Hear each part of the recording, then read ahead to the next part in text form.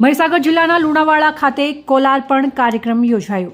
મહીસાગર જિલ્લાના મોટા સોનેલા ગામ ખાતે સામાજિક ન્યાય અને અધિકારિતા વિભાગના નિયામક અનુસૂચિત જાતિ કલ્યાણ ગાંધીનગર હસ્તકના ડોક્ટર બાબા સાહેબ આંબેડકર ભવન લુણાવાડા અને સરકારી કુમાર છાત્રાલય લુણાવાડા ખાતે કેબિનેટ મંત્રી ડોક્ટર કુબેરભાઈ ડિંડોરે અને સાથી મંત્રી ભાનુબેન બાબરિયા તથા ભીખુસિંહ પરમારની ઉપસ્થિતિમાં લોકાર્પણ કરવામાં આવ્યું હતું।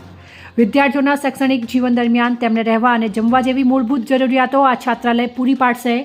આ છાત્રાલયના નિર્માણથી અનેક બાળકોના ઉજ્જવળ ભવિષ્યનું નિર્માણ થશે તેવું મંત્રીએ જણાવ્યું હતું।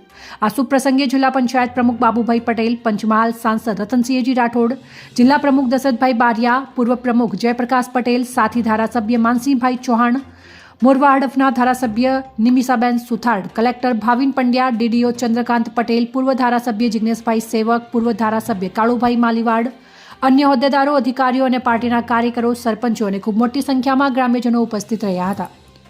અહેવાલ SM ભગોરા, લીમખેડા, દાઉદ।